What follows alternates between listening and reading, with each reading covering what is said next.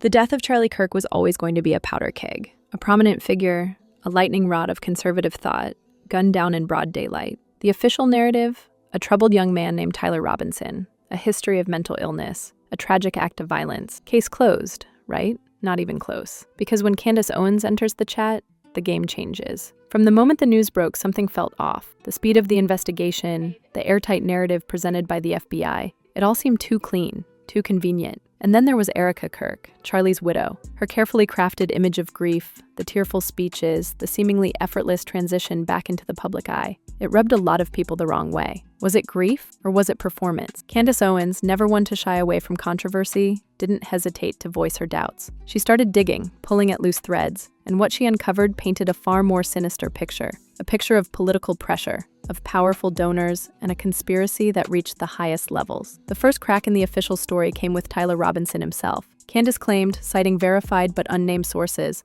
that Tyler maintained his innocence, that he had never even been to the UVU campus where the shooting took place. The narrative of a confession, of a father turning in his son, all of it, according to Candace, was a complete fabrication.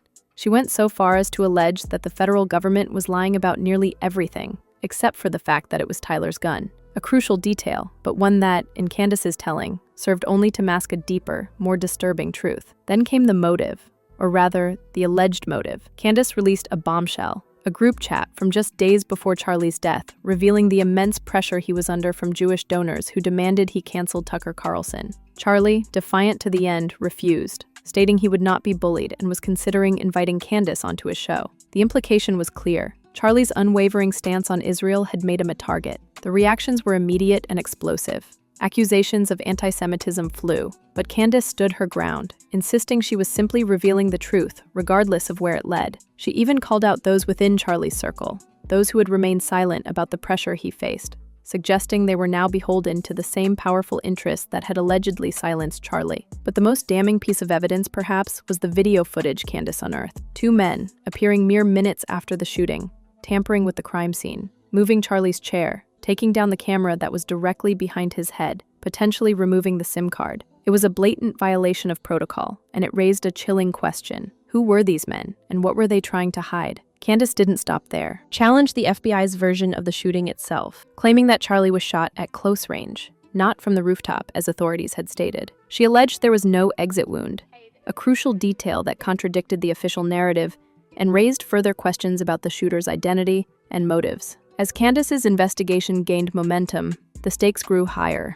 Prime Minister Benjamin Netanyahu himself issued a statement, vehemently denying any Israeli involvement in Charlie's death. It was a rare and unprecedented move, a clear indication of the gravity of the situation. But for Candace, it only served to fuel her determination. She was convinced that she was on the right track, that she was uncovering a truth that powerful forces were desperately trying to suppress. The deeper she dug, the more dangerous it became. But she refused to back down. And then there was Erika. Erika, the grieving widow, should have been Candace's closest ally. Instead, she became her adversary. While Candace was busy dismantling the official narrative, Erika was allegedly working to discredit her, accusing her of fabricating evidence and exploiting Charlie's death for personal gain. The audacity! The whispers started circulating. Erika wasn't just grieving. She was scheming. Had she been promised something in exchange for her silence? Was she complicit in Charlie's death? The rumors were outrageous, scandalous, but in this already twisted tale, nothing seemed too far-fetched. The most damning accusation was that Erika had personally removed Candace from the guest list for Charlie's memorial service,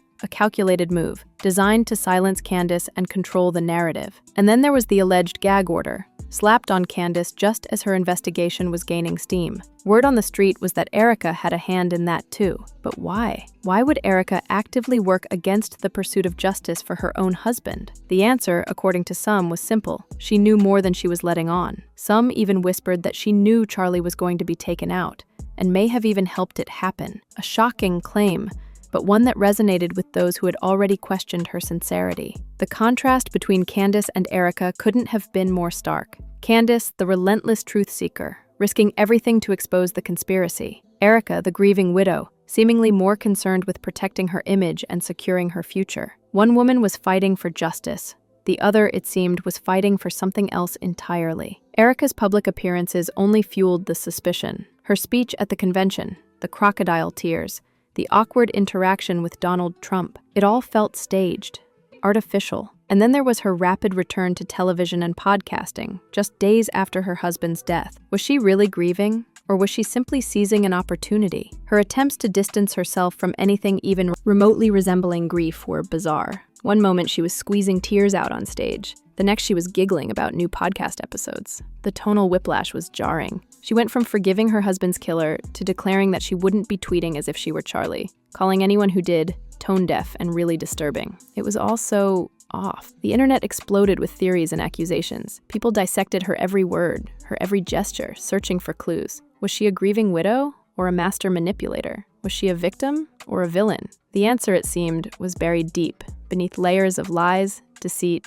and political intrigue. The world watched, waited, and speculated. The truth about Charlie Kirk's death remained elusive, shrouded in mystery and conspiracy. And at the center of it all, two women, locked in a bitter battle for truth, justice, and perhaps something far more sinister. The pressure was mounting. Candace, facing a gag order and relentless attacks from the media, doubled down. The Dairy Queen photo, initially dismissed as a trivial detail, became a focal point. The nonchalant Tyler Robinson, just minutes after allegedly committing a horrific crime, grabbing a bite in a maroon shirt that was only half of the alleged crime outfit. It screamed staged. The 17-minute drive from the UVU campus, the lack of surveillance footage showing his Dodge Challenger making the trip, it all added up to one thing, a cover-up. The tampering at the crime scene video was gold. Two men, unidentified, moving the chair, dismantling the camera. It was amateur hour. If this was a professional hit, why leave such obvious evidence? Unless, of course, the point wasn't to hide the evidence, but to create a false narrative, to steer the investigation in a specific direction. The bullet trajectory, the lack of an exit wound, it all pointed to a close-range shot, not a sniper attack from the rooftop. The FBI's version of events simply didn't hold water, and yet they persisted, clinging to their story with a tenacity that bordered on desperation. Then came the text messages. Charlie, just days before his death, expressing his fear, his belief that he was going to be killed. Who was they? Who were the people Charlie feared so much that he believed they were capable of taking his life? And why hadn't these revelations come out sooner? Why were those who knew silent? The rabbi in the group chat, the donors who were allegedly pressuring Charlie, the Turning Point USA donor who knew about Charlie's fears. They all had a responsibility to come forward, to tell the truth, but they remained silent, shrouded in secrecy, protecting their own interests. Candace, meanwhile, was becoming a pariah, accused of anti-Semitism, conspiracy theorizing, and exploiting a tragedy for personal gain. But she refused to be silenced. She saw the inconsistencies, the lies, the cover-up, and she wouldn't rest until the truth was revealed. The allegations against Israel,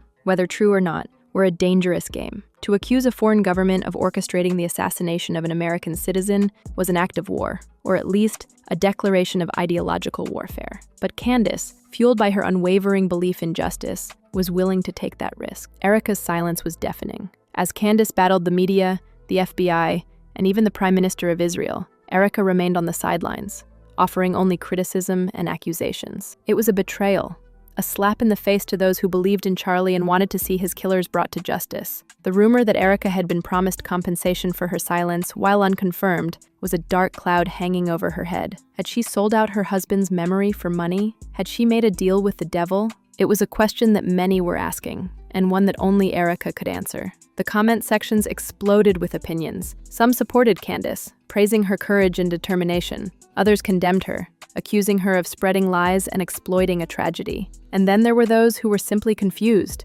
unsure of who to believe. Candace Owens is more traumatized and hurt more than Erika, one commenter wrote. A harsh assessment, but one that resonated with many. Candace, despite not being related to Charlie, seemed to be taking his death more personally than his own wife. I can't wait to see Candace take her down. Going to save her till last. You can feel it, another commenter wrote, referring to Erika. The implication was clear. Candace was building a case against Erika, gathering evidence, waiting for the right moment to strike. The question remained, what was Erika hiding? Was she simply a grieving widow, trying to cope with an unimaginable loss? Or was she a key player in a much larger conspiracy? The answer, it seemed, would determine the fate of everyone involved. The truth was out there, buried beneath layers of lies and deceit. And Candace Owens, the relentless truth seeker, was determined to find it, no matter the cost.